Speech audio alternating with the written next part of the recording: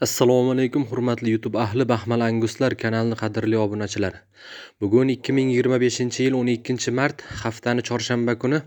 Inshaalloh bugungi video roligimiz Baxmal tumani, Jizzax viloyati Baxmal tumani Uzunbuloq qishloq fuqarolar yig'ini Yakkoboddan bo'lyapti. Oxun tog'amizni, ya'ni dehqonni xonadonidan bo'lyapti inshaalloh. Mana shu qirg'iz buqalarni xarid qilib olib kelibdi. Uzun soni 5 ta.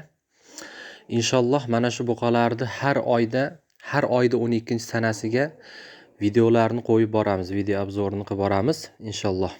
Qanday o'zgaryapti, qancha yem xashak yeyapti, qanday o'zgardi va qancha vaqt yemlansa va oxirida necha pulga sotildi, qancha daromad ko'rildi, qancha sof foyda qoldi, necha pulga olingandi, necha kilogacha yem ko'tardi, hammasini inshaalloh yoritib beramiz.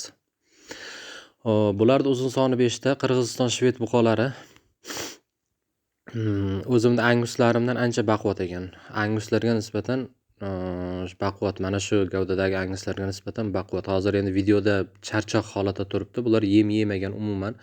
Shuning uchun videoda biroz aniq ko'rinishi mumkin. Ozg'inroq, lekin ancha baquvvat. Inshaalloh qani o'zgarishini ko'rib boramiz. Hurmatli obunachilar, kanalga yangi bo'lganlar obuna tugmachasini bosib qo'ysangiz, yangi videolarimiz chiqqandan sizga birinchilardan bo'lib yetib boradi. Qadrli obunachilarimizdan esa like tugmasini bosishni va kommentga ijobiy fikrlarni qoldirishni so'rab qolamiz. Mana Qirg'iziston